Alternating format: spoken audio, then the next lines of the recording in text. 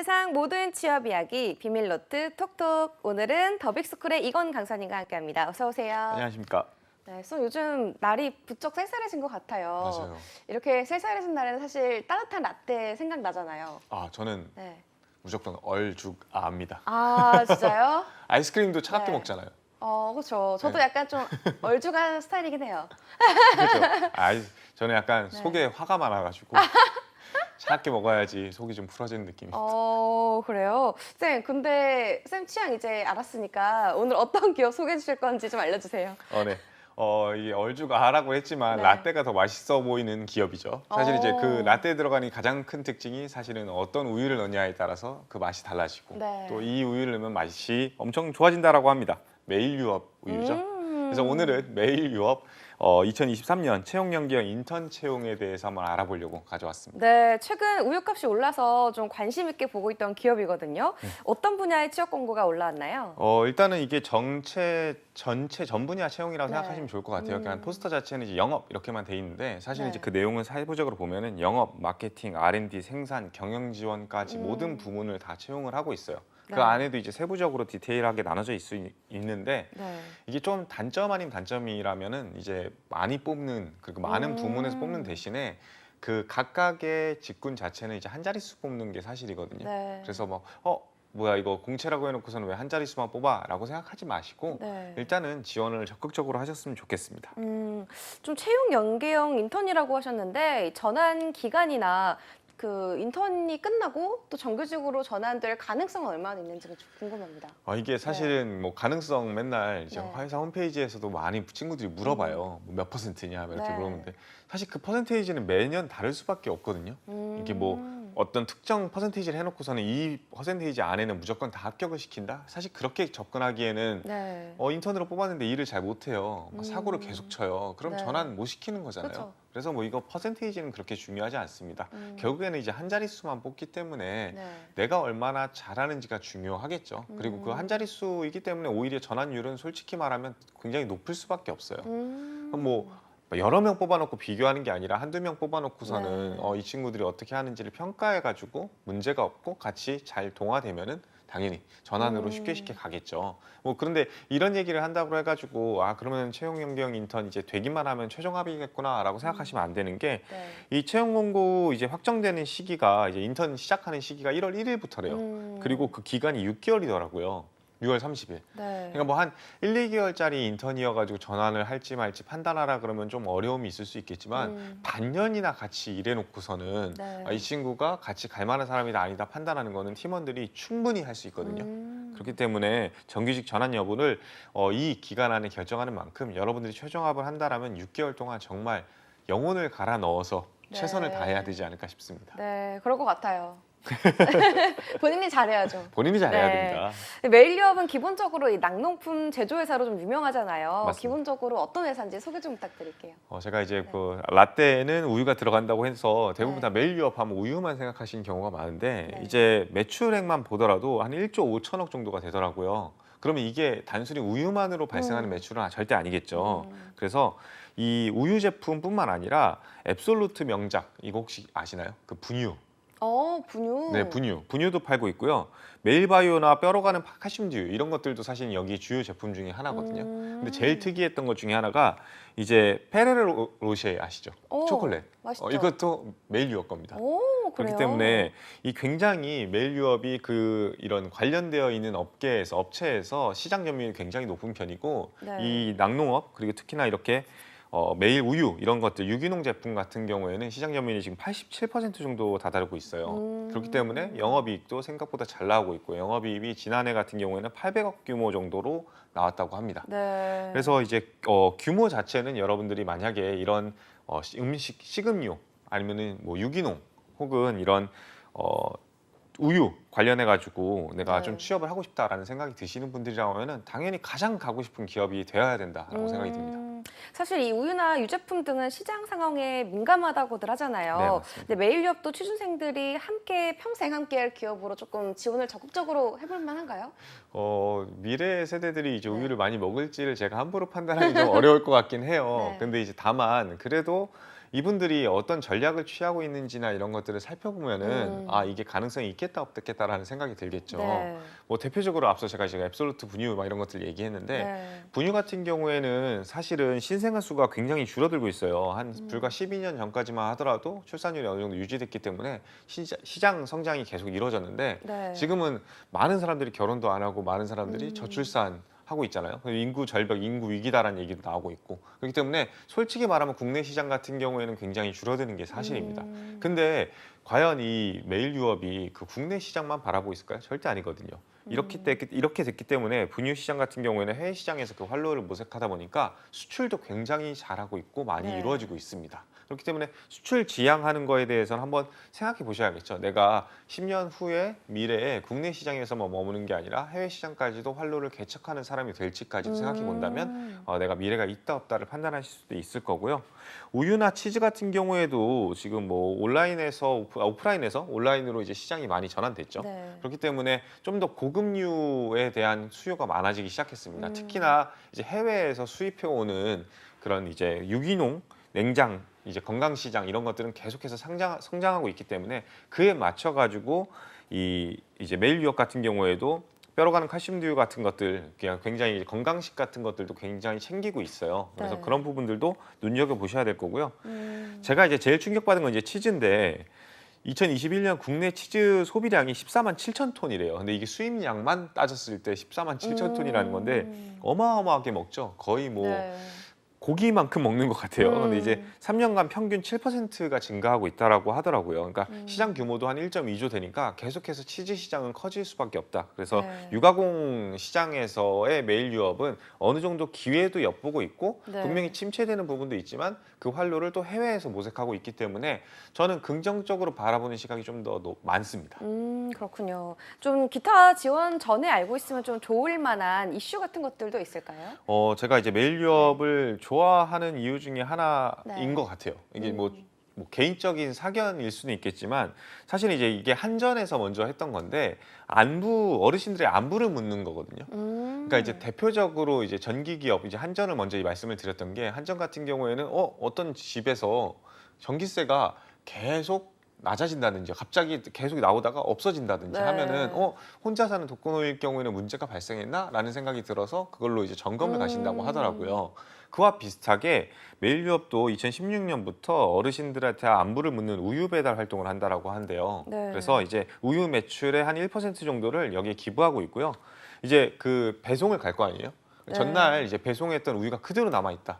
라고 한다면 이제 혼자 사시는 독거노인 같은 경우에는 문제가 생겼을 수도 있잖아요. 그렇다고 뭐 문을 따고 들어갈 수는 없으니까 그쵸, 네. 이제 관공서나 이제 가족한테 직접 연락해서 네. 어제 우유를 안 챙겨 드셨다라고 오. 얘기하면은 다시 한번 확인해보는 이게 어떻게 보면은 이제 고독사 예방이라든지 이런 것들에 있어서 엄청나게 좀 사회적 경영의 일환이라고 저는 생각이 들어요. 네. 그래서 여러분들이 생각했을 때 그냥 단순히 ESG 경영이라든지 아니면 사회적 공헌이라든지 하는 것들이 매출이 발생했을 때 그거에 대한 돈으로서의 기부만 생각하시는 경향이 있는데 내가 하고 있는 사업 영역 안에서 사회적으로 할 수 있는 활동들도 함께 병행해 나가는 것이 어떻게 보면 굉장히 아름다워 보일 수도 있고 네. 우리도 굉장히 사회적 기여 같은 것들도 사람들한테 많이 보여줄 수 있는 측면이 있다라는 걸 좀 염두해 주셨으면 좋겠어요. 나중에 면접에서 분명히 ESG 경영이 화두다 보니까 물어볼 가능성이 굉장히 높습니다. 네, 알고 있으면 좀 좋을 만한 이슈인 것 같습니다. 그럼 본격적으로 자소서를 점검해 볼게요. 모든 직군이 공통 항목으로 이루어져 있나요? 네, 맞습니다. 이제 뭐 제가 다를 거라고 생각을 했는데 네. 뭐 다르지 않더라고요. 그래서 뭐 왜 다르지 않지? 그러니까 기본적으로 지금 현재 뭐 R&D도 뽑고 있고 영업도 뽑고 있기 때문에 조금은 다를 수가 네. 있거든요. 근데 딱 보니까 항목 자체가 딱 필요한 필수 항목들로만 구성이 되어 있어요. 그래서 총 3가지 항목이거든요. 네. 그래서 한번 살펴보면요. 첫 번째 항목 같은 경우에는 이제 메일 유업의 자랑을 시작하면서 동시에 너는 여기 왜 지원했니? 10년 후에는 너의 어떤 모습이겠니? 라고 하면서 네. 지원 동기와 입사 후 포부를 물어보는 네. 그런 항목이 있었고요. 2번 같은 경우에는 이제 핵심 가치, 메일 유업의 핵심 가치, 창의, 소통, 열정, 상생. 이 중에서 지원자와 가장 부합하는 거 한 가지를 뽑아서 네. 어필을 해라라는 이야기거든요. 근데 이거는 결국에는 인성적 역량이잖아요. 네. 그렇기 때문에 모든 직군에서 또 필요한 영역이고요. 그리고 마지막으로 세 번째 항목도 지원 직무 수행에 필요한 지식, 기술 등 남들과 다른 전문성을 갖추기 위해서 어떤 준비를 하였는가. 네. 결국에는 이제 전문성, 역량 항목이겠죠. 그래서 이런 것들을 봤을 때 모든 직군이 다르다고 해가지고 문항을 나눌 필요가 전혀 없더라고요. 네. 그냥 기본적으로 어떤 직군이든지 역량은 필요하고 인성적인 부분이 필요하고 지원 동기가 필요하고 입사 후 포부가 필요하기 때문에 이 항목을 공통으로 뒀다라는 생각이 들고요. 다만 좀 이제 여러분들 입장에서 어려울 수 있는 점은 각 항목마다 1000자 정도를 써야 된다. 네. 그러니까 최대 1000자인데 뭐 그렇다고 해가지고 반장만 500자만 채우고서 내실 건 아니죠. 그렇죠. 좀 글자 수가 많긴 하네요. 많긴 해요. 1번부터 좀 차근차근 살펴볼게요. 1번 항목의 경우는 이 10년 후 매일 유업의 모습을 일단 작성을 해야 되고요. 네. 또 그 안에서 나의 모습을 연결해야 될 것 같아요. 어찌되게 보면 지원 동기나 입사 후 포부를 합쳐서 적어야 될 것 같은데 맞습니다. 팁이 좀 있을까요? 일단 지원 동기도 써야 되고 10년 후 매일 유업의 모습과 그 안에서의 나의 모습, 그러니까 즉 이걸 합쳐서 포부를 써야 되잖아요. 네. 그래서 그냥 여러분들이 생각하고 있는 그 바를 쓰시면 돼요.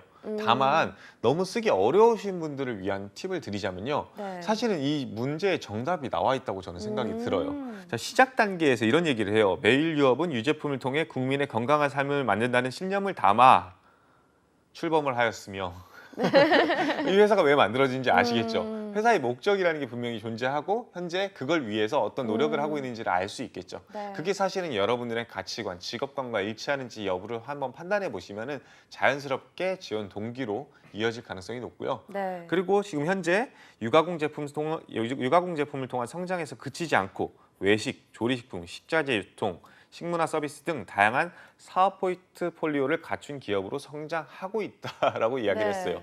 그러니까 지금 성장이 완료된 게 아니에요. 성장하고 있어요. 그리고 10년 후에는 어떻게 될까요?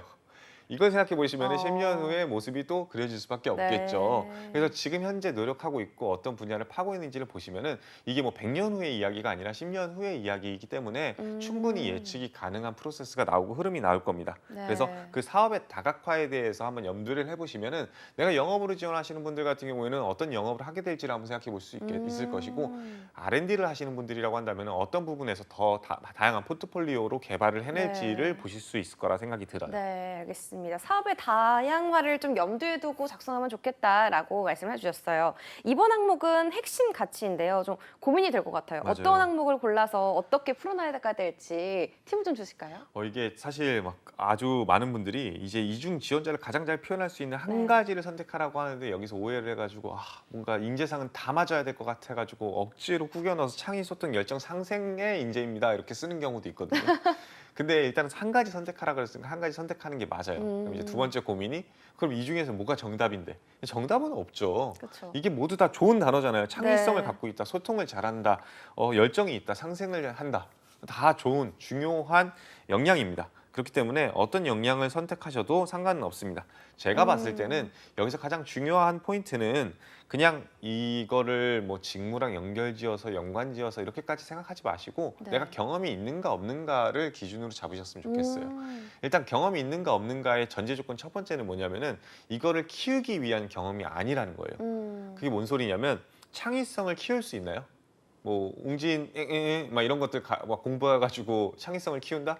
사실 그거를 경험으로서 내가 어떻게 설명하는 거는 불가능에 가깝습니다. 열정을 어떻게 늘리실 거예요? 막 이제 사우나 가가지고 땀을 뻘뻘 흘리면 열정이 늘어나나요?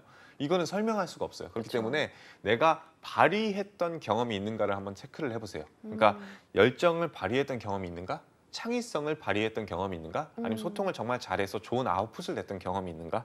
혹은 상생을 해가지고 상생의 가치를 발휘해봤던 경험이 있는가? 이 발휘했던 경험을 기본으로 골자를 했을 때 이 근거로서 어필이 가능하다라고 한다면 그 포인트를 집으시는 게 훨씬 더 수월하고 빠르게 작성하실 수 있을 거예요. 네. 경험이 중심이 되면은 역으로 가는 거 아니에요? 라는 생각이 드실 수 있겠지만 모든 직무에서는 이 가치가 다 필요합니다. 뭐 영업 직군이라고 쳤을 때 창의성이 안 필요한가요?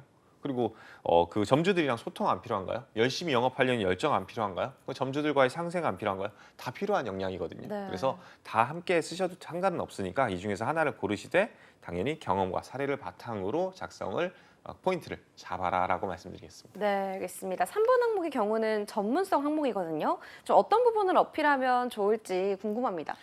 일단은 지원 직무의 수행에 필요한 지식, 기술 등 남다른 전문성이라고 했어요. 그러니까 여기서 말하는 그 전문성이라는 게 지식 또는 기술이라는 게 전제 조건으로 깔렸어요. 네. 그렇기 때문에 일단 첫 번째로 여러분들이 피하셔야 되는 거는 인성적 역량이라든지 하는 부분들은 과감히 제외를 해라. 물론 이제 그걸 오해하시지 않을 경우가 제일 많을 텐데 책임감이라든지 커뮤니케이션 능력이라든지 커뮤니케이션 능력 딱 이름만 들었을 때는 뭔가 굉장히 전문성이 있는 협상 능력 뭐 이런 거 전문성이 네. 있어 보이는 것 맞긴 한데요. 기본적으로 그 위에 핵심 가치로서 창의, 소통, 열정, 상생이라고 하면서 소통 능력을 어필할 수 있게 해줬잖아요. 이번 항목에서. 네. 그렇기 때문에 상번 항목에서는 사실상 인성 역량을 자랑하는 자리가 아니라 이렇게 정량적인 역량, 즉 내가 열심히 노력해서 키울 수 있는 역량을 자랑하라는 겁니다. 뭐 대표적인 예시를 들자라고 한다면 분석력이 될 수도 있는 거고요. 네. 뭐 마케팅 같은 경우에는 마케팅 지식이 될 수도 있는 거고 R&D 같은 경우에는 유제품에 대한 이런 화학적 지식이 될 수도 있겠죠. 네. 그래서 그런 부분들을 어필하라는 거고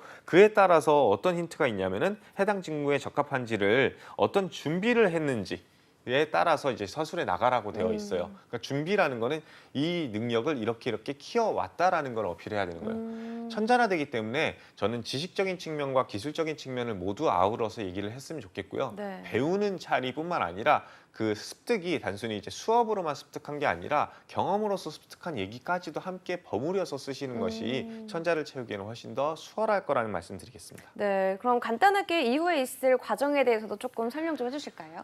일단은 이 이후에 이제 합격을 한다라고 한다면 이제 온라인 인적성 검사가 있더라고요. 그래서 온라인 인적성 검사는 아마 크게 무리는 없을 겁니다. 네. 온라인으로 보는 그 이상 여러분들의 인성적인 부분만 판단한다 생각하시면 좋을 것 같고요. 네. 제일 중요한 포인트는 사실 크게 이제 1차 면접과 2차 면접인데 다들 아시다시피 1차 면접은 당연히 실무 면접일 거고 2차 면접은 임원 면접일 겁니다. 네. 인원이 그렇게 많은 인원을 채용하는 게 아니긴 터라 충분히 뭐 하루 만에 이틀 만에 면접이 끝날 거고 지금 현재 지금 11월 거의 말이잖아요. 네. 그러면 이제 1월 1일부터 인턴을 시작해야 되기 때문에 12월 중순 말이면 모든 프로세스가 끝나요. 그렇기 때문에 이제 한 달 안에 모든 그 과정이 끝나기 때문에 다른 데들처럼 3달, 2달, 막 4달 이렇게까지 가지 않아서 네. 좀 더 여러분들한테는 굉장히 좋은 프로세스이지 않을까 싶습니다. 네. 근데 오히려 이렇게 이게 짧은 만큼 사실은 이제 인턴 기간이 6개월이라고 굉장히 긴 시간이에요. 그러네요. 네. 그래서 이 기간 동안에 최선을 다하는 것이 사실은 가장 중요한 정답이다. 말씀드리겠습니다. 네, 알겠습니다. 지원 전에 꼭 확인해야 될 사항 같은 건 없을까요?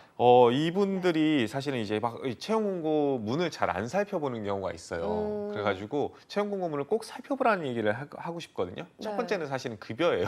6개월 동안 일을 해야 되잖아요. 그쵸. 그러면 이제 6개월 꽤 동안 기니까. 뭐 손가락만 빨고 있을 네. 수는 없을 거 아니에요. 특히나 이제 지방에서 근무를 하신다라고 한다면 본인들이 뭐 기숙사를 제공하지도 않을 거고 자취를 해야 될 텐데 그런 돈도 이제 지불을 해야겠죠. 네. 굉장히 많이 주고 있습니다. 한번 확인을 꼭 한번 해보셨으면 좋겠고요. 네. 그리고 이제 두 번째로 중요한 거는 제가 앞서 그 지방 근무가 가능할 수 있다라고 말씀드렸잖아요. 그래서 그런 부분들은 꼭 확인하셨으면 좋겠어요. 일단 지원해놓고선 뭐야 이거 지방이네? 라고 하는 경우가 있거든요, 간혹. 네. 그래서 뭐 제품 연구 같은 경우에는 평택에서 하고 있고요. 품질 시스템 운영 같은 경우에는 경상공장, 생산 계획 같은 경우에는 영동공장에서 지금 뽑고 있어요. 그러니까 전국 각지로 뻗어나갈 수가 있기 때문에 이 부분을 네. 좀 고려해서 지원을 하시라 말씀드리겠습니다. 네, 알겠습니다. 잘 확인을 해보셔야 될 것 같아요. 그런데 맞아요. 좀 많이 챙겨준다고 하니까 갈만하지 않을까요? 그렇죠. 네. 그래도 뭐 마지막으로 취준생들을 위해서 좀 조언이 있을까요? 이제 한 자릿수 뽑는다, 두 자릿수 네. 뽑는다라고 해가지고 그냥 버리는 경우가 많아요. 내가 안 되겠지. 근데 그런 사람들일수록 그런 채용 공고일수록 오히려 경쟁률이 낮은 것도 사실이거든요. 그렇기 때문에 이게 연말에 됐을 때 어떻게 보면 굉장히 전화위복 여러분들한테 큰 기회로 다가올 수 있을 만큼 꼭 지원하셨으면 좋겠습니다. 네, 알겠습니다. 꼭 지원하셔서 좋은 결과 만드시기 바랍니다. 지금까지 더백스쿨의 이건 강사님과 함께했습니다. 오늘 말씀 고맙습니다.